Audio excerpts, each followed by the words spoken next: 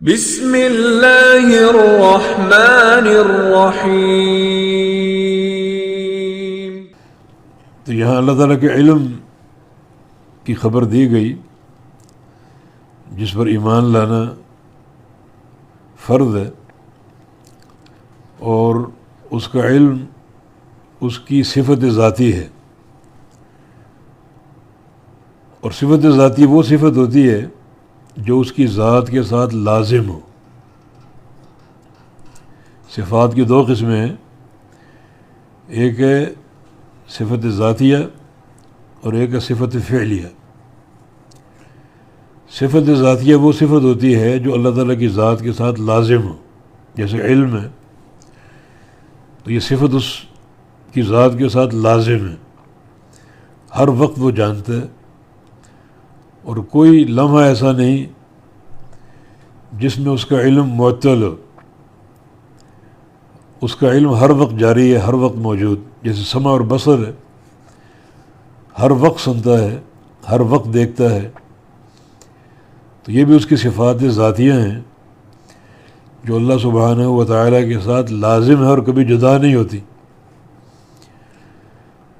اور صفات فعلیہ وہ صفات ہیں جن کا تعلق اللہ تعالیٰ کے فعل کے ساتھ ہے، اور اس فعل کا صدور اللہ تعالیٰ کی مشیت کے ساتھ ہے۔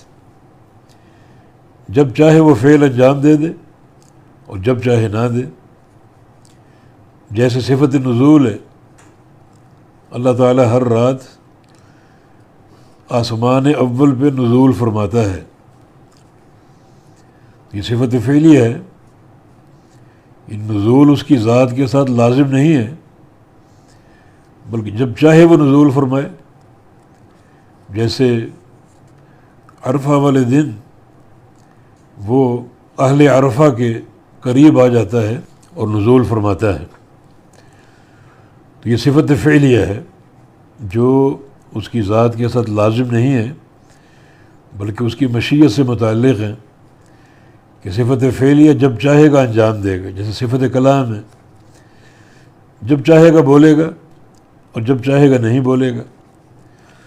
یہ بھی اس کی ایک فعلی صفت ہے جو ازل سے اس کی ذات کے ساتھ قائم ہے، اور اس کا صدور اس کی مشیت کے ساتھ ہے۔ جب اس کی مشیت ہوگی وہ کلام فرمائے گا، اور جب نہیں ہوگی تو نہیں فرمائے گا۔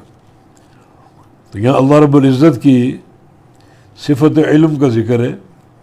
اللہ کا علم بڑا وسیع ہے، اور وہ آسمانوں کی اور زمینوں کی ہر چیز جانتا ہے۔ کوئی گوشہ، کوئی ذرہ اس سے پوشیدہ نہیں ہے، مخفی نہیں ہے۔ یہ اس کے علم کی شان ہے۔ وہ عالم الغیب ہے والشہادہ، اور وہ ساری اشیاء اور سارے حوادث کو واقع ہونے سے پہلے جانتا ہے۔ یہ تقدیر اس کا علم ہے، جس کو علم سابق کہا جاتا ہے۔ اس میں اللہ تعالیٰ نے ہمیشہ کے امور لکھے ہیں، جو سال بعد ہوں یا 100 سال بعد ہوں یا 1000 سال بعد ہوں، سب لکھے ہوئے ہیں۔ یہ اس کا علم سابق ہے، یعنی کوئی چیز اس کے احاطہ علم سے باہر نہیں ہے، اور یہ اللہ تعالیٰ کا خاصہ ہے۔ اللہ تعالیٰ کے علم میں کسی غیر کو شریک کرنا کفر ہے۔ اگر کسی کا عقیدہ ہو کہ اللہ تعالیٰ عالم الغیب ہے اور فلاں نبی یا ولی بھی غیب جانتا ہے، تو یہ اللہ تعالیٰ کے علم میں شریک کرنا ہے، جو کہ کفر۔ اللہ تعالیٰ اس علم کے ساتھ یکتا ہے، اور اس کا علم اس کے ساتھ خاص اور مخصوص ہے، اور کوئی اس میں شریک نہیں ہے۔ تو یہاں اللہ تعالیٰ کے وسیع علم کی بات ہو رہی ہے۔